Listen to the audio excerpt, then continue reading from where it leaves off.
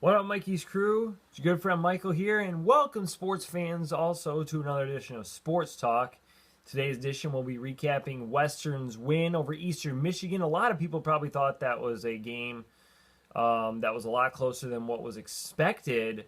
However, if you listen to my Sports Talk from the week before, I talked about how I thought the game was going to be closer because this is an improved Eastern Michigan team.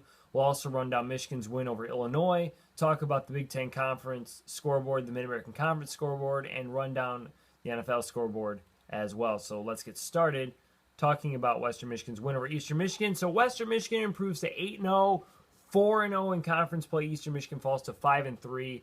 They're looking for that sixth win to get them bowl eligible, which would be the first time. If they get invited to a bowl game, it'd be the first time they're going since 1987. So that would be a remarkable feat if Eastern Michigan can do it, and I think they can. I could see them going 7-5 or 8-4. They could win out, maybe go 9-3 as well. But I'm more likely seeing a 7-5 or 8-4 record from the Eagles. Like I said, they're an improved team under Chris Creighton. Hopefully the Eagles can hold on to him for a while, because that would be great to see another team in the Mid-American Conference be improving like that, especially an Eastern team who has been down for many, many years. They haven't had a good program in quite a long time. In fact, they don't have much tradition in football, and Creighton seems to be establishing that there. Just like what PJ Fleck is establishing at Western. Yes, Western has had, they've had more success if you look back deep in the history of the program, but they haven't had the great success that they're having right now, and hopefully PJ Fleck can stay around. Western does stay ranked 20th in the nation after last week's victory. Probably some of the pollsters looked at the victory over Eastern and was like, well, that was a lot closer than what we expected. We're not moving up Western anywhere. In fact, an Auburn team who blew out Arkansas jumped Western. An LSU team who beat Ole Miss jumped Western. Even though Houston lost and Arkansas obviously lost as well, like I just mentioned, and they were both ahead of Western, Western stays right where they are. Kind of a little bit of disrespect if you ask me, because Boise State had a 1-point win over BYU and they moved up in the polls 2 spots. So I don't know. Hopefully Western can start moving up. They have a bye week this week, so unless teams in front of them fall, I do not expect Western to move up. They do play Ball State on the 1st of November, which is a Tuesday night. It's on the road. Then they visit Kent State on the road the next week on Tuesday as well on election night. But let's talk about this game first against Eastern. It was a great game to see.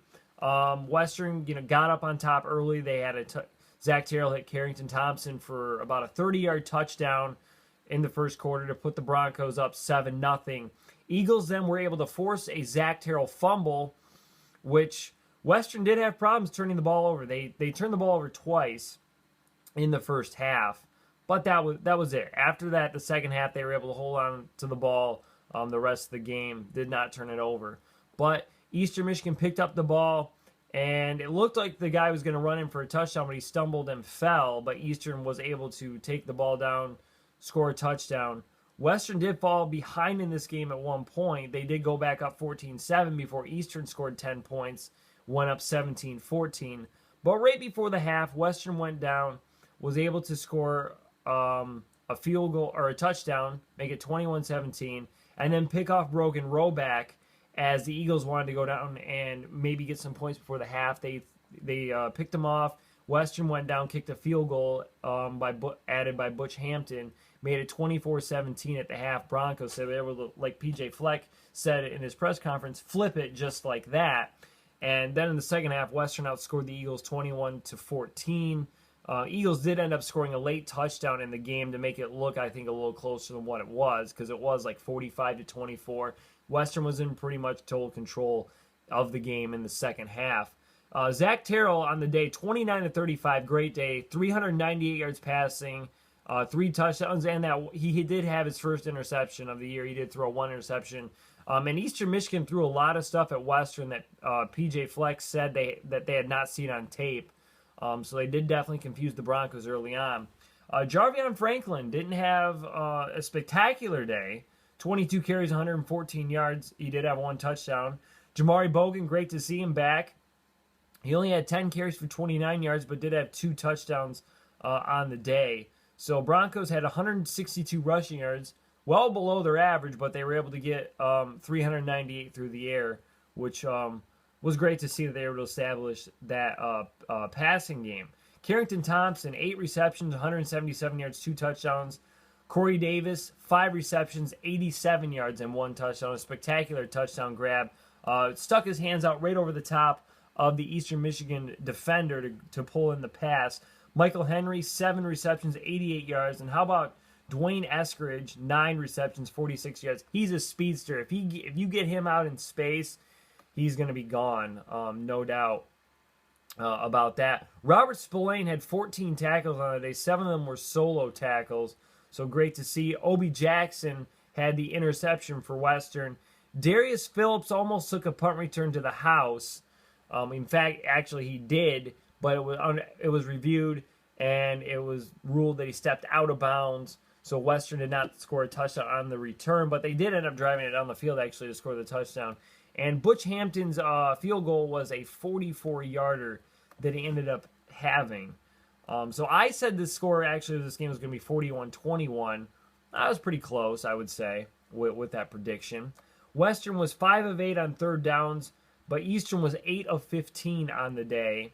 So Western did not get Eastern off the field a lot on third down. They were 3 of 3 also on fourth down. Western was 1 for 1, and that one fourth down they converted was when Eastern Michigan called a timeout with 2 seconds remaining in the first quarter. Actually, the refs let the clock run out, but somehow the refs missed that Eastern had called a timeout, and so they put 2 seconds back on the clock. And the reason why Eastern had called the timeout was because they wanted Western to have to punt into the wind.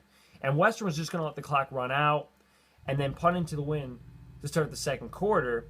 But then after Eastern had called the timeout, Western was like, heck, we're going to go for it. And they were at their own 35, might I add. Western got the first down, and that's when they went down and scored another touchdown. So another key moment in the game. So Western total on offense, 560 yards to Eastern's 461. Eastern had 319 passing yards to Western's 398. Eastern had 142 rushing yards to Western's 162. Both teams had quite a few penalties. Western had 6 for 55. Eastern 7 for 55. Both had a fumble loss and both threw an interception. And Western did end up winning time of possession, 32 minutes and 2 seconds to Eastern's 27:58. Eastern actually led the time of possession battle at the half. So that's the stats of the game. And Western 29 first downs to Eastern's 23. So like I said, Western Michigan does not play another game now until October 1st against Ball State. In fact, today I'm shooting the video, PJ Fleck is in Bristol, Connecticut going through the ESPN car wash. What that means is he is simply going around to basically all of the major programs that ESPN has, and he's doing an interview with each one. So that's great to see. Great for PJ Fleck and the Western Michigan Broncos to get more exposure, and hopefully this will get them some national respect, and maybe they can move up the rankings. Do I think they have a chance at the college football playoff? Not unless a lot of teams were to really lose. And I mean, even a lot of one-loss teams, like say Ohio State that lost this past weekend, or if say Washington were to lose this weekend in Utah, Clemson were to lose, Louisville would have to probably lose twice for even Western to go to a playoff. A lot of those teams I just mentioned would probably have to lose 2 games for Western to even sneak above them to get in the college football playoff. I mean, just because a team is undefeated doesn't mean they're going to be considered for that. There is a possibility, though, like I said, if Western does win out, they could possibly end up in a New Year's Day bowl game, which would probably be the Cotton Bowl. But they'd have to have a team like Boise State in front of them lose first, and a team like Navy would, probably can't, they can't jump Western. A team like Navy could possibly jump Western. If they did and they were conference champions, then Navy would go to that bowl game. But hopefully Western can go to that New Year's Six bowl, because like I said, I see them beating Ball State, Kent State, coming home to beat Buffalo. It's that game against Toledo I think it's going to come down to at the end of the year, that we'll see if Western can win. It's going to be a really good game. If they win that game, MAC championship game against either Ohio or Akron, most likely win that game, and then we're talking New Year's Six bowl game possibly. So the rest of the Mid-American Conference scoreboard, Toledo beat Central Michigan 31-17. Actually, Toledo only led that game 3-0 at half. Central had their chance, but just could not pull it out.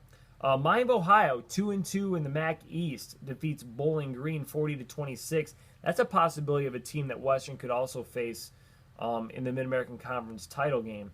Ohio slips past Kent State 14-10. Akron beats Ball State 35-25. And Northern Illinois blows out Buffalo 44-7. So Northern Illinois 2-6 on the year. Not a great season for them, but that's a team that could possibly spoil some teams in the MAC down the road. Possibly a Toledo team, maybe. We'll have to see on that one. So let's now quickly run down the Big Ten Conference scoreboard before we talk about Michigan's game against Illinois. Nebraska escapes Purdue, or escapes, winning a home game against Purdue, 27-14.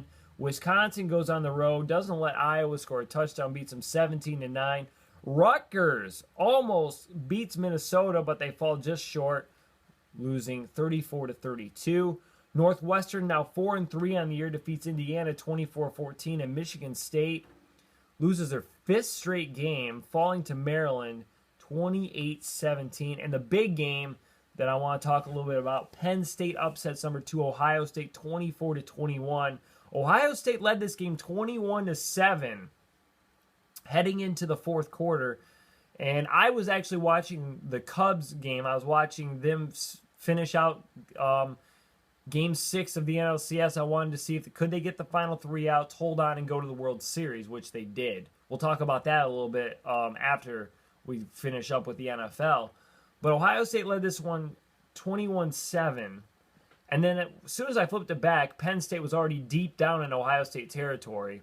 And then Trace McSorley runs it in for a touchdown and makes it 21-14. Ohio State gets the ball back. They get a punt blocked. Penn State recovers. And then they couldn't move the ball, so they kick a field goal. They make it 21-17. Ohio State drives down the field, and they attempt a 45-yard field goal. They basically are rushing their whole team on the field.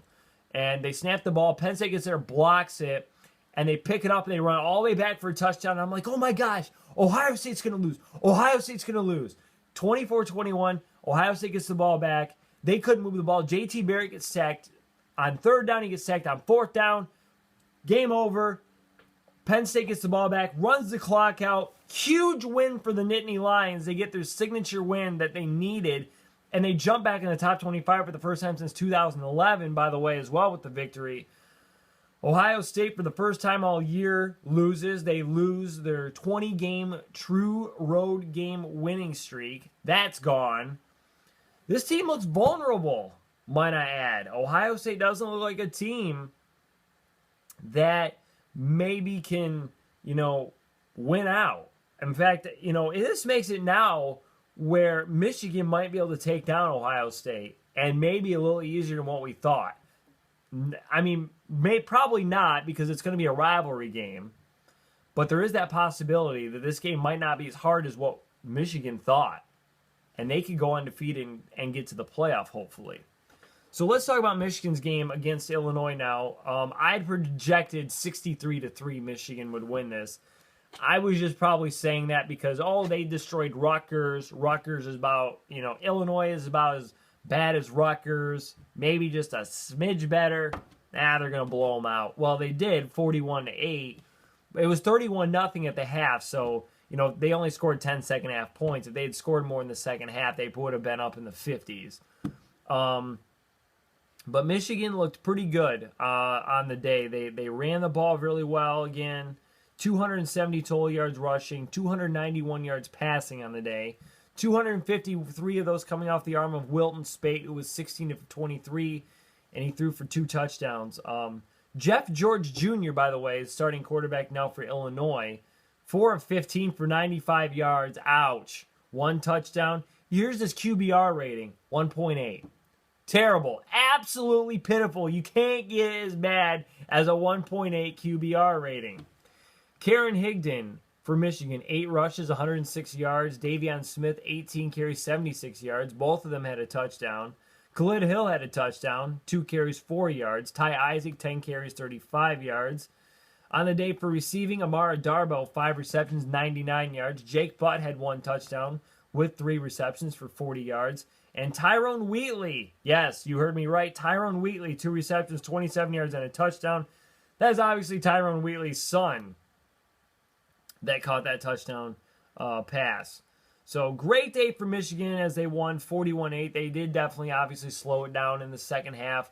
Illinois got their, they had a deep touchdown pass late in the game. They went for 2 to, make it, I believe it was 34-8 at that point before Higdon got loose for his big touchdown run. But Michigan looked good once again on the offensive side of the ball. Wilton Spate looks more comfortable in the pocket, passing the ball again. He's getting more confidence as we go along during the season. If you remember last season when Michigan started Jake Rudock, we were all thinking, oh boy, how's Michigan going to do? With Jim Harbaugh coming in, he's going to obviously have to, retune the entire team. They're not going to be as great this year as they want to be, but then Michigan ended up being pretty dang good, only losing a couple of games. They lost to Ohio State in a blowout fashion. They lost to Michigan State, obviously, on that fluke play. They lost to Utah. So they lost 3 games last year. Not a couple, but 3 games.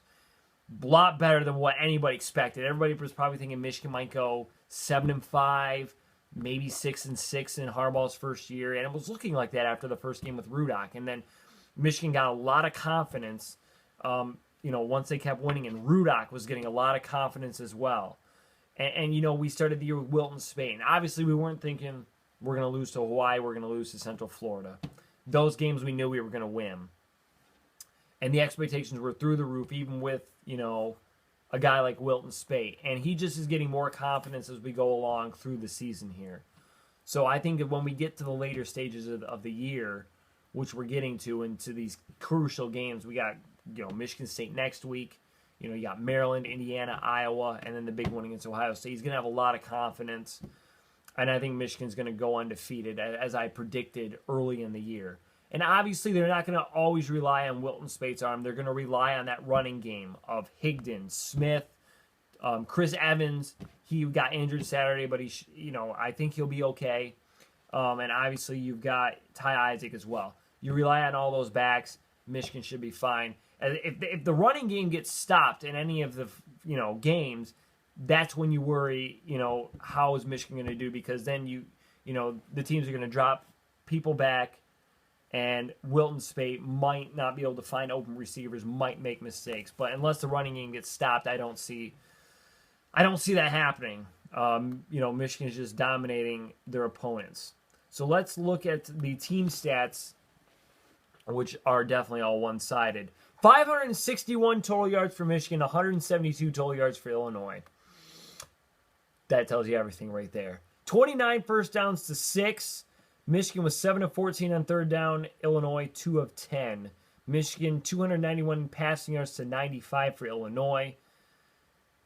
Here's time of possession for the game. You want to talk about dominating? 41 minutes, 23 seconds for Michigan. 18 minutes, 37 seconds for Illinois. They were barely on the field in this game. 270 rushing yards to 77. Both teams had 5 penalties on the day. Michigan did have 1 turnover, 1 fumble. Illinois had 2 turnovers, a fumble, and an interception. So let's look at next weekend's game here against Michigan State, which people are probably thinking right now, blowout. This is going to be an absolute blowout. Michigan's coming in 7-0. Michigan State 2-5. They have no confidence right now. There's no way Michigan State loses this game. That's probably what a lot of people are saying right now. But here's the thing. It's a rivalry game. Your rivals will always be focused, always be ready to come out and do battle. Yes, it could end up turning into a blowout later in the game, but I guarantee it early on, this will not be a blowout. In fact, I would probably say for at least the first half of the game, it's going to be pretty close. Second half might turn into a different story. Once Michigan starts wearing down Michigan State, I think at that point, Michigan runs away with it. Michigan right now is a 21-point favorite. I think it's ballooned up to maybe 23.5 points at the time of the filming of this video. I think Michigan wins the game by the final score of 35-10. I think maybe at halftime this game might be a 14-10 affair. Maybe a 14-7 affair. It might be 14-7 at the half, I would say. But then I think Michigan starts controlling the ball more, controlling the clock, and they're able to run away with it and win 35-10. I don't think State's going to be able to move the ball very well. If they're going to get any points, they're going to have to force, I think, a Michigan turnover or two. They're going to have to force Wilton Speight into some bad passes, put some pressure on them. They're going to have to stop the Michigan running game, too, which I don't see that happening. I see Higdon, Evans, Isaac, and Davion Smith. They're going to be able to, I think, run through the Michigan State line, and then that's going to set up play action and set up Wilton Speight to find his receivers down the field. Chesson, Darbo, Jake Butt, McDoom. You're going to be able to find a lot of those guys, I think, open down the field. And I think Michigan's defense, they've been playing well all season. I think they're going to continue to play well. They're going to pressure Michigan State's quarterback, which I don't know if it's going to be O'Connor.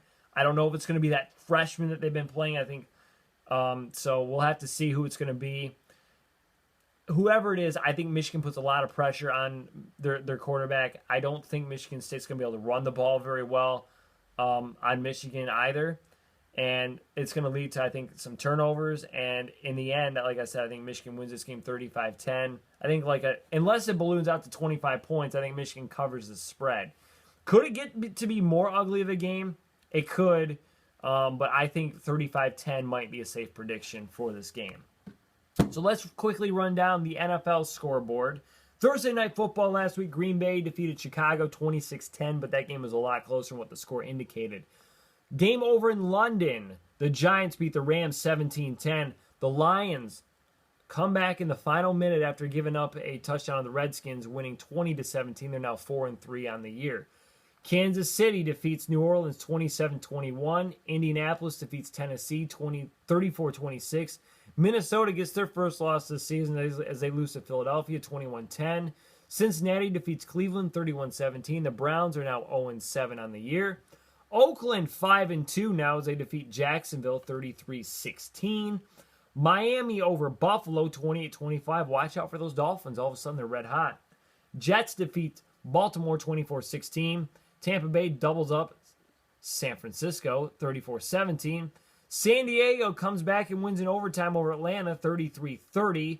New England over Pittsburgh 27-16. The most ugly game I've ever seen on Sunday Night Football. Seattle and Arizona finished in a 6-6 tie.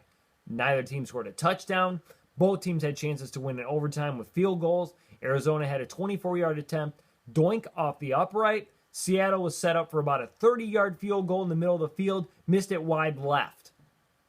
Absolutely atrocious game to see. And Houston loses to Denver on Monday Night Football, 27-9. Brock Osweiler's return to Denver, and he gets silenced big time and booed every time he came on the field.